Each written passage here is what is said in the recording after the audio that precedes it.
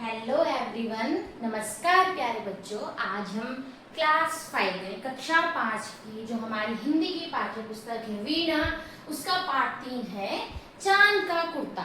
ये आपने कविता पढ़ ली थी और इस कविता को आपने समझ लिया था। तो आज हम इस कविता के प्रश्न उत्तर देखते हैं। जो हमारे बुक के जो प्रश्न उत्तर हैं हम उनको देखते हैं। तो सबसे पहला है बातचीत के लिए।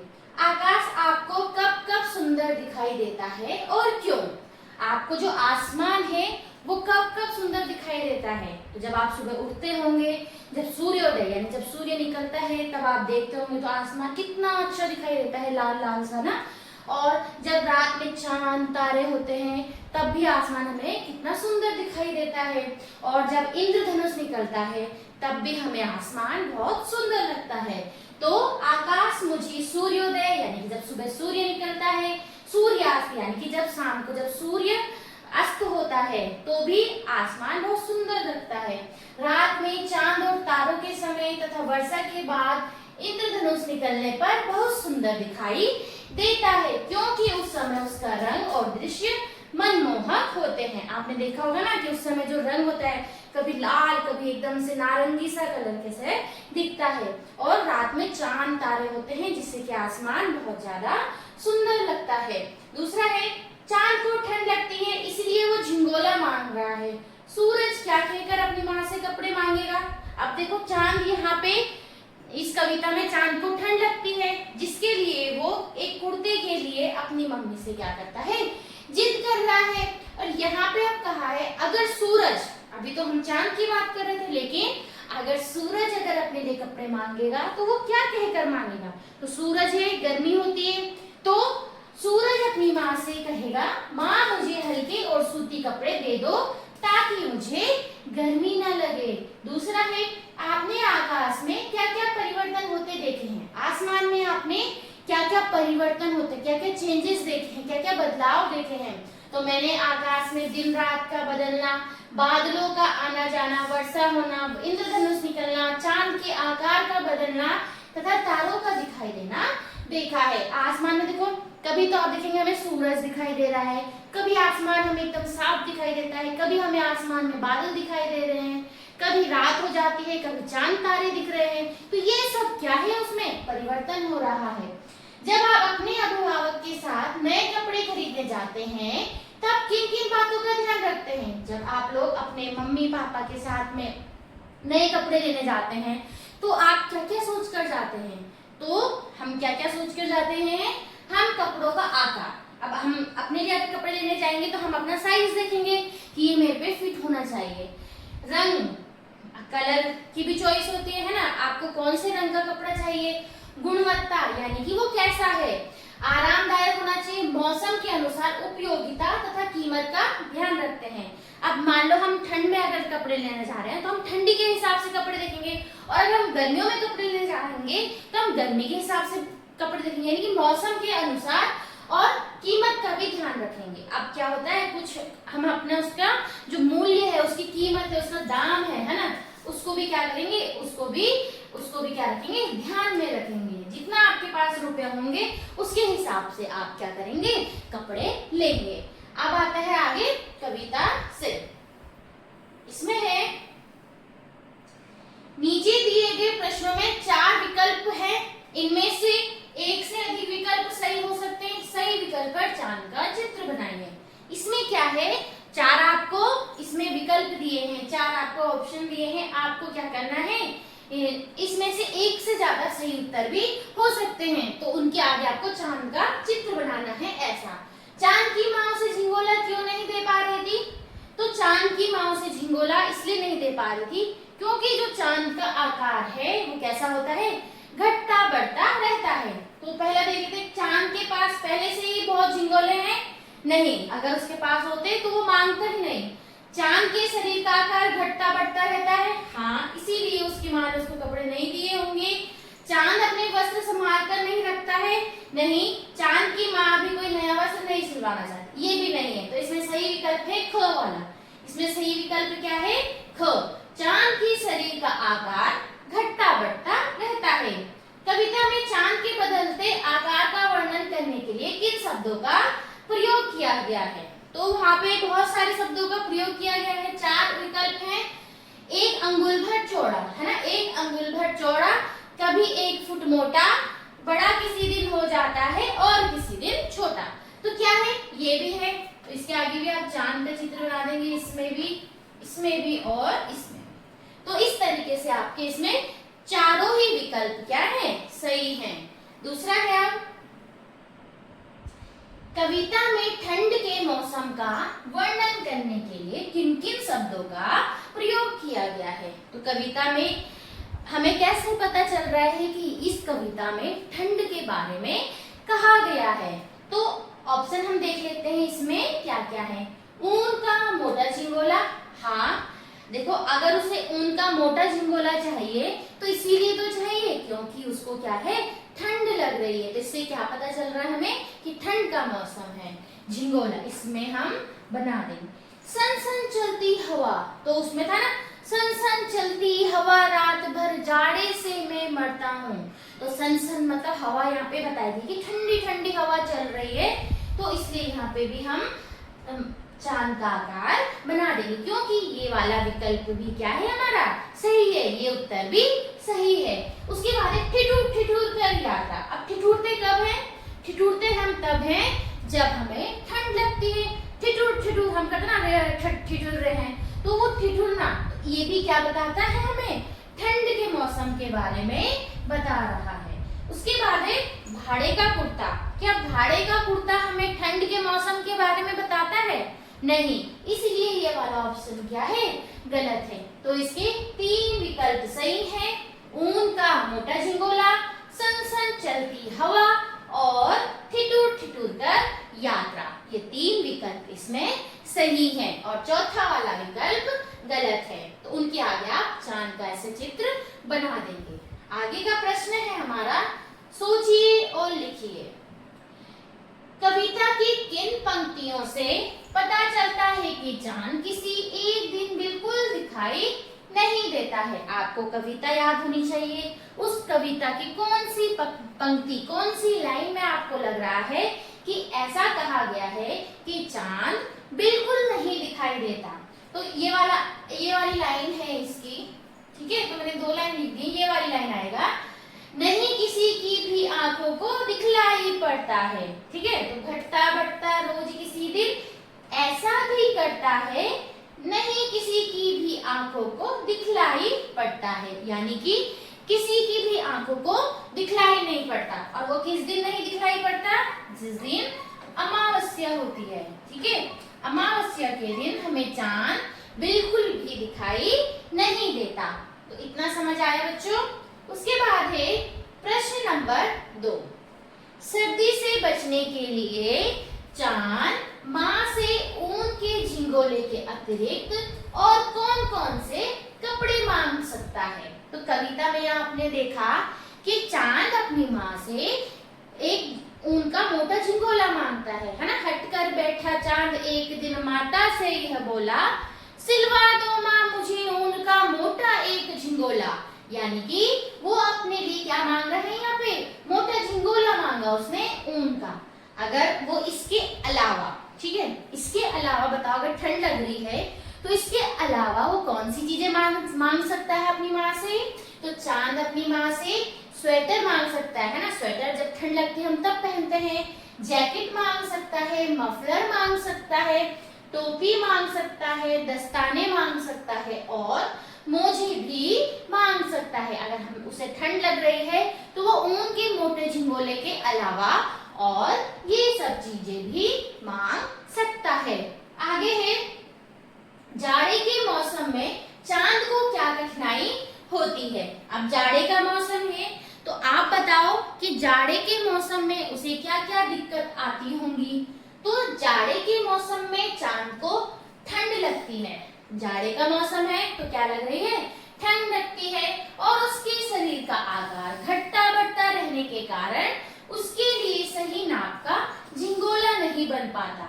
अब देखो, जाड़े का मौसम है और चांद को ठंड लगती है, लेकिन उसका जो आकार है वो क्या है?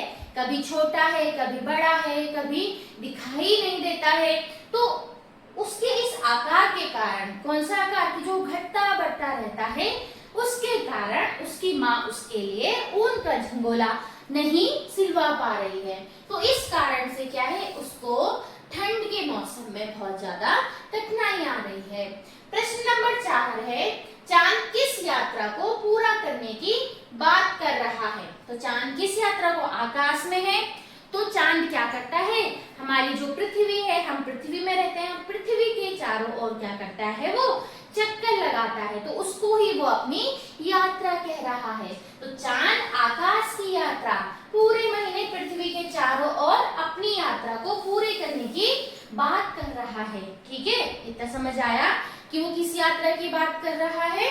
उसके बाद है अनुमान लगाना है और कल्पना करनी है आप लोगों को। ठीक है, आप इसमें जो आंसर लिखे हैं कुछ जरूरी नहीं कि आपके भी वैसे ही आंसर हो, कुछ आंसर क्या हो सकते हैं, अलग भी हो सकते हैं। आप अपनी माँ से चांद का दुखड़ा कैसे बताएंगे? जैसे चांद को कोई दिक्कत है तो अपनी माँ से आप कैसे कहेंगे? तो अपनी माँ से कहूंगा या कहूंगी कि चांद को बहुत ठंड लगती है, वह ऊन का झिंगोला पहनना चाहता है। वो क्या करना चाहता है, ऊन का झिंगोला पहनना चाहता है, लेकिन उसका आकार रोज बदलता रहता है, इसीलिए उसकी माँ उसके लिए सही नाप का कुर्ता नहीं सिलवा पा रही है। समझ आया? प्रश्न नंबर 2 है इसका, गर्मी और वर्षा से बचने के लिए चांद अपनी माँ से क्या कहेगा? वो किस प्रकार के कपड़े एवं वस्तुओं की मांग कर सकता है? अभी आपने देखा कि वो ठंड के मौसम के अनुसार अपने लिए ऊन का झिंगोला मांगता है, लेकिन अगर गर्मी और वर्षा का मौसम है तो किस प्रकार के कपड़े मांगेगा? आप खुद सोचो।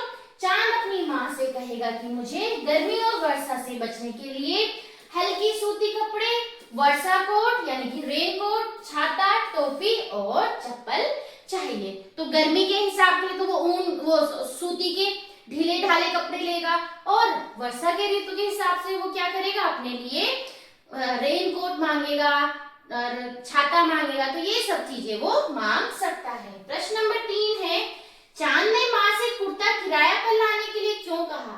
क्योंकि चांद का आकार प्रतिदिन बदलता रहता है, उसका आकार क्या है, रोज बदल रहा है, इसीलिए नया कुर्ता हर दिन फिट नहीं होगा। तो नया कुर्ता होगा तो हर दिन फिट नहीं होगा, इसी कारण उसने माँ से कुर्ता किराए पर लाने के लिए कहा होगा। उसके बाद है, यदि माँ ने चांद का कुर्ता सिलवा दिया होता तो क्या होता? तो यदि अगर माँ ने चांद का कुर्ता सिलवा दिया होता तो चांद के आकार बदलने पर वह कभी छोटा और कभी उसके लिए बड़ा हो सकता था, क्योंकि उसका एक आकार तो है नहीं, इसीलिए वो ठीक से पहन नहीं पाता। आगे है भाषा की बात। प्रश्न 1 है, सन चलती हवा रात भर जाड़े से मरता हूँ। कविता की इस पंक्ति में भर शब्द का प्रयोग किया गया है। जैसे ना सन चलती हवा रात भर, भर शब्द आया है ना। अब आप भर की सहायता से 5 वाक्य बनाएंगे। आपको ऐसे ही भर शब्द का प्रयोग करते हुए 5 वाक्य बनाने हैं। तो जैसे कि मैं दिन भर पढ़ाई करता हूँ या करती हूँ, तो भर आया, बच्चे रात भर जागते रहे, वह साल भर मेहनत करता है, और हम दोपहर भर खेलते रहे, नदी पानी से भर गई है। समझ आया इतना? तो ऐसे ही आप एक वाक्य बना के देंगे। कमेंट सेक्शन में आप ऐसे एक वाक्य, एक सेंटेंस बना के भेजेंगे। प्रश्न नंबर 2 है, अपनी बात पर बल देने के लिए हम इस प्रकार के कुछ शब्दों का 2 बार प्रयोग करते हैं। अब आप ऐसे ही 5 वाक्य अपनी लेखन पुस्तिका में लिखिए। जैसे हम बोलते हैं ना कहीं पे, जैसे सन चलती, तो हम 2 शब्दों का, एक शब्द को 2 बार हम प्रयोग करें, यानी कि जब हमें अपनी बात रखनी होती है, कुछ अपनी बात बोलने, तो कई बार हम एक शब्द को 2 बार बोलते हैं। तो ऐसे ही कुछ वाक्य आपको बताने हैं। जैसे कि जल्दी जल्दी चलो, तो जल्दी जल्दी 2 बार प्रयोग हुआ। धीरे धीरे बोलो, कैसे बोलो, धीरे धीरे बोलो। उसके बाद है, हंसते हंसते वह गिर पड़ा, दौड़ते दौड़ते वह थक गया। ठीक है, तो इतना समझ आया, ये इसका हो गया। अब आगे है, सोच समझकर उत्तर लिखो। ये है, नीचे दी गई कविता की पंक्तियों में संज्ञा, सर्वनाम, विशेषण और क्रिया पहचान कर उनके दिए गए स्थान में, इसमें बुक में आपका क्या है, टेबल टेबल की फॉर्म में है, ठीक है, एक पूरा ऐसे टेबल की फॉर्म में है, आप वहां से देखेंगे प्रश्न को। पहला वाक्य है आसमान का सफर और यह मौसम है जाड़े का। तो यहाँ पे संज्ञा क्या है? संज्ञा क्या होते हैं? जो किसी व्यक्ति, स्थान, वस्तु के बारे में बताते हैं। तो यहाँ पर है आसमान, सफर, मौसम, जाड़ा, ये सब क्या है? संज्ञा। सर्वनाम क्या होते हैं? जो संज्ञा की जगह पर प्रयोग किए जाते हैं। जैसे कि मैं बोलूंगी ना कि मोहन अच्छा लड़का है, अब मैं मोहन ना बोल के क्या बोल दूं? वह अच्छा लड़का है, तो वह क्या हो गया? सर्वनाम। तो यहाँ पे सर्वनाम हुआ यह, विशेषण नहीं है और क्रिया है। तो इन सबको आपको क्या करना है? वाक्य में प्रयोग करना है। आप यहाँ से कर सकते हैं और अपने हिसाब से भी आप लिख सकते हैं। दूसरा है सिल्वा दोमा मुझे ऊन का मोटा एक झिंगोला। तो इसमें संज्ञा हो गई माँ, ऊन, झिंगोला, और सर्वनाम हो गया मुझे, ठीक है। विशेषण हो गया मोटा एक, ठीक है। विशेषण यानी कि जो संज्ञा या सर्वनाम की विशेषता बताते हैं, और क्रिया है यहाँ पे सिल्वा दो। इनको आप वाक्य में प्रयोग कर लेंगे। उसके बाद है ठिठुर ठिठुर कर किसी तरह यात्रा पूरी करता हूँ। संज्ञा हो गई यात्रा, इसमें सर्वनाम नहीं है, विशेषण हो गया किसी और क्रिया हो गया ठिठुर ठिठुर कर और पूरी करता हूँ। तो आप इनसे क्या कर लेंगे? वाक्य प्रयोग कर लेंगे।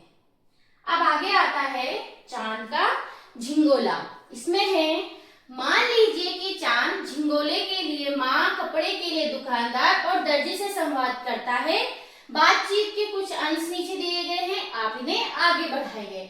यहाँ पर है जो चांद है वो एक बार झिंगोले के लिए अपनी माँ से, दूसरी बार दुकानदार से और तीसरी बार दर्जी से, दर्जी यानी टेलर जो कपड़े सिलता है, उनसे बात कर रहा है। तो आपको उस बात को पूरी करनी है। तो चांद और माँ का संवाद है। चांद कहता है माँ मुझे बहुत ठंड लगती है, मेरे लिए एक मोटा झिंगोला सिलवा दो। तो माँ कहती है तुझे सच में ठंड सताती होगी, लेकिन एक समस्या है, ठीक है, एक समस्या है। चांद बोलता है समस्या? कैसी समस्या माँ? तो माँ कहती है तेरा आकार तो प्रतिदिन बदलता रहता है, कभी तू छोटा, कभी बड़ा, कभी एकदम गायब, मैं कैसे नाप लूं? तो चांद सोच कर कह रहा है अरे हाँ, लेकिन फिर भी कोई उपाय तो होगा। तो माँ कहती है बेटा एक उपाय है, मैं ऐसा कपड़ा लाऊंगी जो थोड़ा फैल जाएगा, आता है ना स्ट्रेचेबल। तो वही कह रही है कि ऐसा कपड़ा लाऊंगी जो थोड़ा फैल सके। तो चांद कहता है अच्छा माँ, फिर तो मेरा झिंगोला हर दिन काम आएगा, फिर मेरा झिंगोला हर दिन काम आएगा। तो माँ कहती है चलो पहले कपड़े वाले के पास चलते हैं और फिर दर्जी से सिलवा लेते हैं। तो चांद कहता है धन्यवाद माँ, अब मुझे जाड़ों में ठंड नहीं लगेगी। तो यहाँ पे चांद और माँ के बीच का संवाद है, यानी कि उनके बीच में बातचीत हो रही है। अब जो चांद है वो दुकानदार के पास है और उसके साथ में क्या कर रहा है? अपनी बातें कर रहा है। चांद और कपड़े का दुकानदार। चांद है वो कह रहा है दुकानदार से, दुकानदार जी मुझे एक गरम कपड़ा चाहिए जिससे मेरी सर्दी दूर हो जाए। तो दुकानदार कहता है अवश्य, कितने मीटर चाहिए? चांद कहता है यही तो समस्या है, मैं कभी छोटा होता हूँ कभी बड़ा, आप ही बताइए कितने मीटर लूं? तो दुकानदार है वो हंस के कह रहा है अरे छोटे चांद, जब आपका नाप ही तय नहीं है तो कपड़ा कैसे दूं? पहले नाप तो तय करके आओ। अब हम कहीं कपड़े लेने जाते हैं तो हम सोच समझ के जाते हैं ना कि हमें 1 मीटर चाहिए, 2 मीटर चाहिए, हमें पूरा कपड़े का पीस चाहिए। तो ऐसे ही दुकानदार उसे कह रहा है कि अपना नाप तो आप खुद बताएंगे। चांद कहता है लेकिन मेरा नाप तो हर दिन बदल जाता है। तो दुकानदार कहता है फिर तो मैं तुम्हें कपड़ा नहीं दे सकता। तो चांद कहता है कोई ऐसा उपाय बताइए जिससे मुझे कपड़ा मिल जाए। तो दुकानदार कहता है जब तुम्हारा आकार एक, अब दुकानदार उसको टाल रहा है, कह रहा है जब तुम्हारा आकार एक जैसा रहने लगे तब मेरे पास आना। तो चांद कहता है ठीक है दुकानदार जी, मैं फिर कभी आऊंगा। वो भी सोचता है छोड़ो, मैं भी फिर कभी आ जाऊंगा। ये तो हो गई चांद और दुकानदार के बीच बातचीत, चांद और दुकानदार के बीच बातचीत। ठीक है, अब हम देख लेते हैं दर्जी, दर्जी यानी टेलर के बीच, उन दोनों के बीच क्या बातचीत हो रही है। चांद कह रहा है दर्जी जी मेरे लिए कुर्ता सिल दीजिए। तो दर्जी कहता है बिल्कुल, लेकिन पहले नाप तो दो। चांद कहता है यही तो समस्या है, कभी मैं छोटा कभी बड़ा हो जाता हूँ। तो दर्जी भी फिर हंसते हुए कहता है कि तो फिर ऐसा करो, प्रतिदिन मेरे पास आओ और मैं रोज तुम्हारे नाप का नया कुर्ता सिल दूंगा। तो चांद प्रसन्न होकर खुश हो जाता है, फिर तो मुझे प्रतिदिन नए कपड़े मिलेंगे, क्या रोज की रोज क्या है नए कपड़े मिलेंगे, लेकिन मैं मांगूंगा नहीं। दर्जी कहता है ठीक है, जब भी आओगे मैं तुम्हारी मदद करूंगा। चांद कहता है धन्यवाद दर्जी जी। दर्जी कह रहा है अब आगे देख लेते हैं हम कविता से आगे। क्या चांद की तरह आप भी अपनी माँ से किसी वस्तु के लिए हट करते हैं? आप अपनी माँ को इसके लिए कैसे मनाते हैं? तो बच्चों आप भी कभी ना कभी अपनी माँ से क्या करते होंगे, किसी चीज के लिए जिद करते होंगे। तो आप अपनी माँ को उस वस्तु के लिए किस तरह मनाते हैं? तो हाँ, मैं भी कभी कभी अपनी माँ से किसी वस्तु के लिए हट करती हूँ। मैं उनसे प्यार से बात करती हूँ, उन्हें अपनी जरूरत बताती हूँ और अच्छे व्यवहार का वादा करके उन्हें मना लेती हूँ। उसके बाद है आपकी माँ आपको किसी काम के लिए कैसे मनाती है? तो जो माँ है तो वो अपने काम के लिए आपको कैसे मनाती है? तो वो अपने काम के लिए आपको प्यार से भी मना सकती हैं और डांट के भी मना सकती हैं। तो आप यहाँ पे अपना उत्तर लिखेंगे। तो यहाँ पर है मेरी माँ मुझे प्यार से समझाती है, वे काम का महत्व बताती हैं और अच्छे से काम करने पर मेरी प्रशंसा भी करती हैं। इस तरह मैं उनकी बात मान लेती हूँ। तो अगर वो कुछ काम करवाना चाहती हैं तो पहले वो बताएंगी कि वो काम क्या है और उसका क्या महत्व है, और साथ ही साथ अगर हमने वो काम कर लिया तो हमारी क्या करती है, तारीफ करती है। गर्मी सर्दी या वर्षा से बचने के लिए आपकी माँ आपको क्या कहती है अथवा क्या क्या करती है? तो गर्मी में मेरी माँ हल्के सूती कपड़े पहनने, अधिक पानी पीने और धूप से बचने को कहती है, और सर्दी में गर्म कपड़े पहनाती है और गर्म भोजन देती है। वर्षा में छाता या रेनकोट इस्तेमाल करने तथा भीगने से बचने की सलाह देती है। उसके बाद है सोचिए समझिए और बताइए। कविता में चांद अपनी माँ से बातें कर रहा है। मान लीजिए कि चांद बोल नहीं सकता, अब वो अपनी माँ को अपनी बात कैसे बताएगा? तो यदि चांद बोल नहीं सकता तो वो अपने हाव भाव, ठीक है, जैसे जो बोल नहीं पा रहे हैं तो कैसे अपने हाव भाव, इशारों से, चित्रों से या लिखकर अपनी बात बताएगा। उसके बाद है मान लीजिए कि चांद का एक मित्र है, वो देख नहीं सकता, उसको दिखाई नहीं देता, तो चांद उसे अपने बदलते हुए आकार के बारे में कैसे समझाएगा? तो उसको क्या करेगा वो? तो चांद अपने मित्र को छूकर अलग अलग गोल वस्तुओं की सहायता से समझाएगा कि कभी वो बहुत बड़ा, कभी वो आधा और कभी पूरा गोल दिखाई देता है। इस प्रकार वो अपने बदलते आकार का अनुभव कराएगा। अब एक रोचक विज्ञापन तैयार कीजिए जिसमें आप अपने लिए कोई वस्तु मंगवा रहे हैं। तो बुक में आप देखेंगे वहां पर एक विज्ञापन पहले से आपको दिया हुआ है। तो देखिए हमने ये विज्ञापन कैसे किया है। विज्ञापन विशेष सूचना, क्या आपके पास एक मजबूत और सुंदर स्कूल बैग है? मुझे एक ऐसा स्कूल बैग चाहिए जो हल्का, टिकाऊ और पानी से खराब ना हो। उसमें किताबें, कॉपियां और टिफिन रखने के लिए अलग अलग खाने हो, अलग अलग स्थान हो। तो आवश्यकता है हल्का और मजबूत बैग, वाटरप्रूफ हो, 2 बड़े और 2 छोटे पॉकेट हो, आरामदायक कंधों की पट्टियां हो। तो ये हमने आवश्यकता लिख ली है कि इस आवश्यकता के अनुसार हमें बैग चाहिए। पुरस्कार, सबसे अच्छा बैग देने वाले को धन्यवाद पत्र और विशेष प्रशंसा मिलेगी। बाकी यहाँ पे आप लिख देंगे ये सब। समझ आया? तो इस तरीके से आप विज्ञापन किसी भी चीज के लिए आप क्या कर सकते हैं, तैयार कर सकते हैं। उसके बाद है बूझो तो जानो। आपको यहाँ पे क्या दी गई है, पहेली दी गई है। 2 पहेली हैं। पहला है तन है मेरा हरा भरा। तन क्या है, पूरा हरा भरा है, रस से रहता सदा भरा, यानी कि मेरे अंदर रस रहता है हमेशा।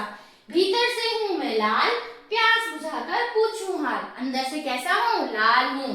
तो गर्मियों में आप लोग बहुत एक फ्रूट खाते होंगे, एक फल खाते होंगे, बहुत बड़ा होता है, ग्रीन कलर का, उसके अंदर कैसा होता है, लाल रंग होता है। तो इसका उत्तर है तरबूज। इसका उत्तर क्या है? तरबूज होता है। खाया होगा ना आप लोगों ने सभी ने।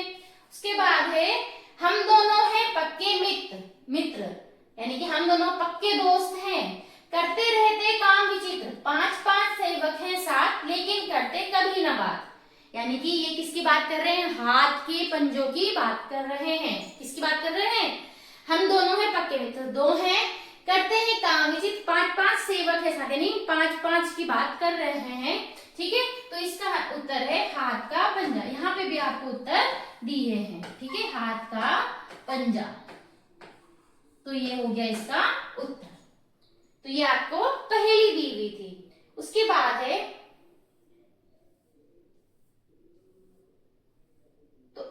तो ये जो चैप्टर है आपका, ये जो पार्ट है, इस पार्ट के जो प्रश्न उत्तर है वो यहाँ पे क्या होते हैं? कंप्लीट होते हैं, पूरे होते हैं। तो ये पार्ट है हमारा पार्ट 3, जिसमें कि इसका नाम है क्या? चांद का कुर्ता। तो बाकी हम देखेंगे दूसरी क्लास में। तो आज के लिए इतना ही। इसके बाद हम जो पार्ट 4 है इस बुक का वो शुरू करेंगे। तब तक के लिए नमस्कार, और बाकी वीडियोस को भी देखें, उनको लाइक करें। धन्यवाद।